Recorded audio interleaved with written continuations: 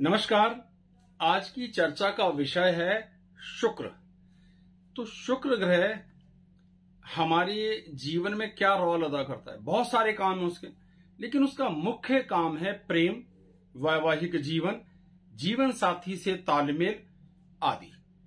इसमें सौंदर्य, आभूषण, आपके नृत्य और ललित कलाएं भी आ जाती हैं। पूरी लिस्ट स्क्रीन पर मैंने आपको दिखाई।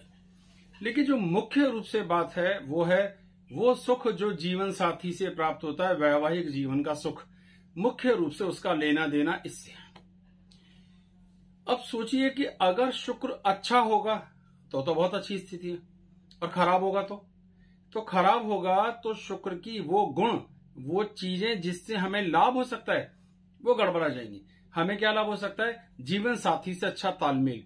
बस इतना छोटा सा ही आज का विषय है कि शुक्र की स्थिति कैसे वैवाहिक जीवन की क्वालिटी को मेंटेन करती है। तो अगर हम इतनी सी बात समझ जाते हैं तो बात बच जाएगी।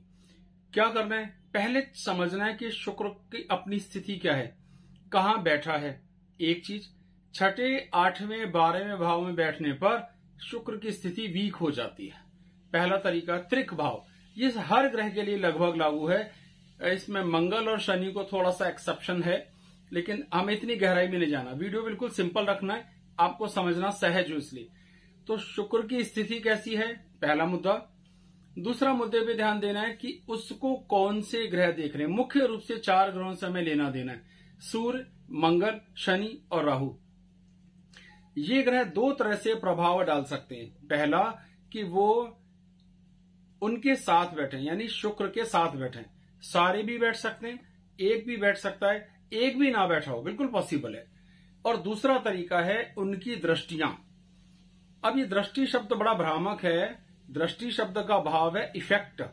मैं एग्जांपल देता हूं। अगर मैं आपका किराएदार हूं, आपके घर में किराए पे रहता हूं, तो आप मुझे और मैं आपको प्रभावित कर रहा हूं। अगर मैं आपका पड़ोसी हूं, आपके सामने वाले घर में रहता हूं, तो मैं आप पर प्रभाव डाल रहा हूं, आप मुझ पर प्रभाव डाल रहे हैं। तो प्रभाव का अर्थ है कि जो ग्रह जहां बैठता है वहां से कुछ भावों पर उसका प्रभाव होता है, 7वें भाव पर सबका होता है। तो जिन 4 ग्रहों को हमने लेना है, सूर्य अपने से 7वें घर देखता है। ये विषय मैंने केवल बता दिया है सूर्य का, ये इस वीडियो में लागू नहीं हो सकता, क्योंकि सूर्य और शुक्र कभी एक दूसरे के आमने सामने आते नहीं है। ऐसा योग कभी बनता ही नहीं है। तो इसलिए सूर्य और शुक्र की युति हो सकती है, एक साथ एक भाव में हो सकते हैं, अलग अलग नहीं। ये विषय अभी जरूर सुनने में अजीब लगेगा, लेकिन जब आप एग्जाम्पल देखेंगे तो समझना बिल्कुल मुश्किल नहीं होगा। इसलिए आनंद लीजिए। तो सूर्य देखता है अपने से 7वें भाव को, जो यहां लागू नहीं है, सिर्फ बता दिया है। मंगल ग्रह देखता है अपने से 4थे भाव को, 7वें भाव को और 8वें भाव को। शनि देखता है अपने से 3रे, 7वें और 10वें भाव को। राहु देखता है अपने से 5वें, 7वें, 9वें और 12वें भाव को। इस तरीके की एक स्थिति है। तो एक योग होने पर हमें इतनी खराब स्थिति नहीं माननी। जैसे सूर्य और मंगल एक साथ हैं, केवल इतना ही योग है और कुछ नहीं है। तो ये छोटी मोटी शरारत हो सकती है, ज्यादा सीरियस प्रॉब्लम इसमें देखने में नहीं आती। मिनिमम 2 इफेक्ट होने चाहिए। जब तक आप डबल श्योर ना हो, ऐसा न माने कि शुक्र खराब है, क्योंकि थोड़ा बहुत शुक्र का लेना देना हर वक्त इन सब ग्रहों से रहता है, लेकिन बहुत अलग नहीं। तो 2 चीजें क्या सीखनी है? शुक्र कहां बैठे हैं, किस ग्रह के साथ बैठे हैं, इन 4 में से तो कोई सा नहीं है, या इन 4 में से किसी की दृष्टि तो नहीं पड़ रही। अगर आप इतनी सी बात को भी देखें, जो अभी मैं 6 एग्जाम्पल दूंगा, समझाने का पूरा प्रयास करूंगा, तो मुझे उम्मीद है बात समझ आएगी। तो ये बिल्कुल तय मान के चलिए, अगर ऐसी स्थितियां आई तो वैवाहिक जीवन की क्वालिटी खराब होगी ही होगी। आपको उपाय करने की सख्त जरूरत होगी। उपाय 2 तरीके से संभव हो सकते हैं कि शुक्र की सामर्थ्य को बढ़ाया जाए और उसके लिए स्टोन इत्यादि पहना जाए, या जो पापी ग्रहों का प्रभाव पड़ रहा है उनसे संबंधित दान दिया जाए, जिससे कि वो स्थितियां थोड़ी कंट्रोल हों। तो ये एक तरीके हो सकते हैं जिसका लाभ लिया जा सकता है। लेकिन अभी केवल इतना सा हमने तय करना है कि हमारी कुंडली में शुक्र का प्लेसमेंट कैसा है, वहां पर वैवाहिक जीवन की क्वालिटी कैसी हो सकती है। तो अगर आप ये विषय समझ पाए तो समझिए वीडियो बनाने का मकसद सफल हो गया। तो अब आप एग्जाम्पल देखें और समझने का प्रयास करें कि क्या मैंने बताने की कोशिश की है। पहला एग्जाम्पल लेते हैं। देखिए, ये एक पुरुष की कुंडली है। 6 दिसंबर 1985 दोपहर को 12:55 का इनका जन्म है। तो क्या समझना था, केवल शुक्र पे ध्यान दीजिए। क्या हो सकता है, शुक्र या तो सूर्य के साथ होगा, या मंगल के साथ बैठा होगा, या शनि के या राहु के, या इनकी दृष्टियां इन पर पड़ सकती हैं। सूर्य की दृष्टि, ये कभी एक दूसरे से आमने सामने या सातवें भाव में आते नहीं है। सिर्फ आपकी जानकारी के लिए लिख दिया है कि सूर्य अपनी एकमात्र दृष्टि 7वें से देखता है, लेकिन ये यहां प्रभावी कभी नहीं होगी। मंगल अपने से 4, 7, 8 दृष्टियां, शनि अपने से 3, 7, 10 और राहु 5, 7, 9, 12।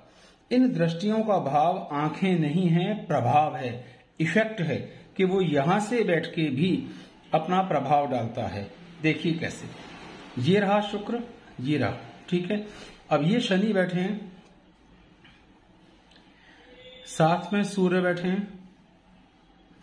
यहां पर प्रॉपर वे में 2-2 पापी ग्रह इस लिस्ट में से शुक्र के साथ हैं, जो शुक्र को प्रभावित कर रहे हैं।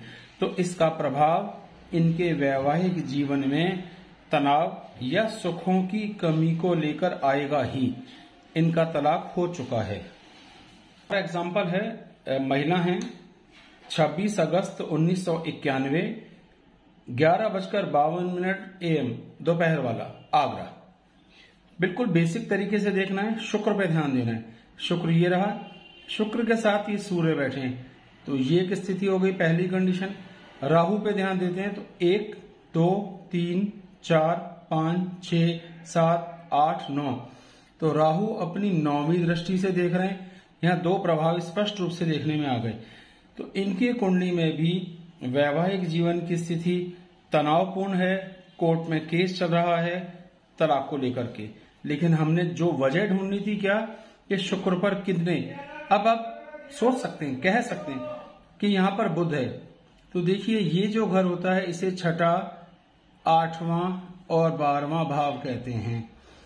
तो बृहस्पति जो देख रहे हैं, यहां बैठे हैं, वो 6ठे भाव के स्वामी होकर बुरा प्रभाव डाल रहे हैं।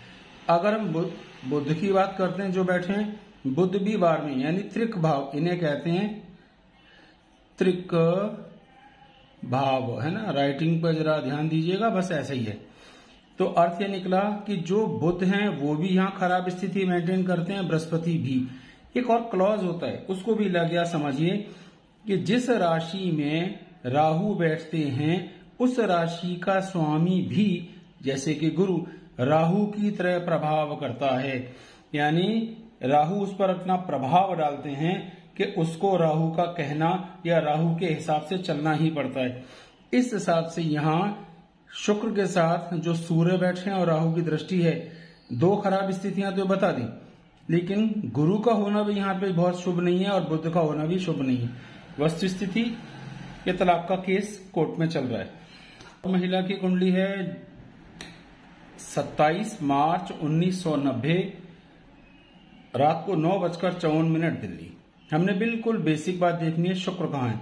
शुक्र ये रहा, शुक्र के साथ मंगल बैठे हैं, राहु बैठे हैं, शनि भी बैठे हैं। अब गौर कीजिए, एक साथ इतने, हमारी कंडीशन हम 2 पे भी राजी हो जाते, यहां तो 3-3 कंडीशन एक साथ हैं और किसी भी शुभ ग्रह की कहीं से दृष्टि नहीं है। परिस्थितियां ये हैं कि इन्होंने प्रेम विवाह किया, वो सफल नहीं हुआ, दूसरा प्रेम विवाह किया, उसमें भी अब तलाक की स्थितियां आ गई या तनाव की स्थितियां आ गई। ये भी महिला की कुंडली है, 21 मई 1997 3:10 सुबह, माउंट आबू राजस्थान का ये जन्म। बिल्कुल बहुत छोटी सी बात, शुक्र पे ध्यान दीजिए, ये रहा शुक्र, साथ में बैठे हैं सूर्य, ये कंडीशन पूरी हो जाती है। शनि, अब देखिए शनि अपने से तीसरे घर पे प्रभाव डालता है, 1, 2, 3, तो शनि का पूरा प्रभाव यहां हुआ। तीसरा, राहु पे ध्यान दीजिए, ठीक है, 1, 2, 3, 4, 5, 6, 7, 8, 9, राहु की 9वीं दृष्टि भी आ गई, तो यहाँ राहु ने भी प्रभाव करा। तो अब यहाँ पे आप कह सकते हैं कि बृहस्पति की दृष्टि भी तो है। बृहस्पति इस कुंडली में अपनी नीच राशि में है और यहाँ शत्रु दृष्टि डाल रहा है, इस कारण उसका कोई विशेष लाभ नहीं होगा। तो हमारे लिए यहाँ तीन कंडीशन पूरी हुई।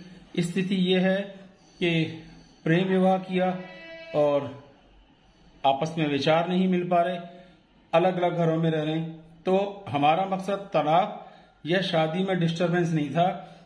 इस वीडियो को समझने का अर्थ था कि वैवाहिक जीवन में कलह कैसे आ जाती है। शुक्र को अच्छा होना चाहिए, अगर बुरे प्रभाव में आएगा तो समस्याएं आएंगी। 16 दिसंबर 1993 सुबह 7:40 फर्रुखाबाद उत्तर प्रदेश का इनका जन्म। बिल्कुल बेसिक बात, शुक्र पे ध्यान दीजिए। ये रहा शुक्र, शुक्र के साथ राहु बैठे हैं, ये एक कंडीशन पूरी हो जाती है। अब शनि पे ध्यान दीजिए। 1 2 3 4 5 6 7 8 9 10 शनि की पूरी 10वीं दृष्टि का प्रभाव भी आ रहा है, ये आपने देखा। तो यहाँ दो कंडीशन एक साथ पूरी हो गई। अब किसी भी शुभ ग्रह का विशेष प्रभाव यहाँ देखने में नहीं आ रहा है। वस्तु स्थिति ये है कि इनका विवाह होने के बाद इनका तलाक हो गया।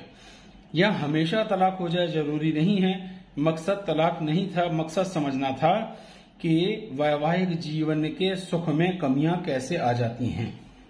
पुरुष हैं, 22 अगस्त 1988 सुबह 8:58 दिल्ली का इनका जन्म। हमने अपने बेसिक शुक्र को देखना है, ये रहा। शुक्र के साथ कोई ग्रह नहीं बैठा है। चलिए पहले मंगल पे ध्यान देते हैं। तो मंगल 1 2 3 4 अपनी चौथी दृष्टि से देख रहा है। राहु पर ध्यान देते हैं, 1 2 3 4 5 अपनी 5वीं दृष्टि से देख रहा है। शनि अपनी 7वीं दृष्टि से देख रहा है। तो इन पर एक साथ कुंडली में मंगल का भी प्रभाव आ गया, शनि का भी आ गया, राहु का भी आ गया। तो इससे क्या हुआ कि वैवाहिक जीवन में सामंजस्य की जबरदस्त कमी आ गई। मुझे उम्मीद है जरूर इस विषय को मैं थोड़ा बहुत समझाने में कामयाब रहा होऊंगा। आपने जरा सा भी ध्यान से देखा होगा तो ये विषय समझना इतना मुश्किल नहीं रहा होगा। इसके और भी बहुत से क्लॉज होते हैं, नवांश कुंडली होती है और भी बहुत सारी चीजें होती हैं जो देखी जाती हैं। चलित कुंडली का भी जबरदस्त प्रभाव होता है, लेकिन वो फिर विषय कॉम्प्लिकेटेड हो जाता, तो मैंने बिल्कुल बेसिक और सिंपल सा वीडियो बना के समझाने का प्रयास किया। तो अगर ये बात आपको जरा भी पसंद आई है तो इस वीडियो को शेयर जरूर कीजिए, लाइक कीजिए, सब्सक्राइब कीजिए। बहुत बहुत धन्यवाद। जय श्री राम।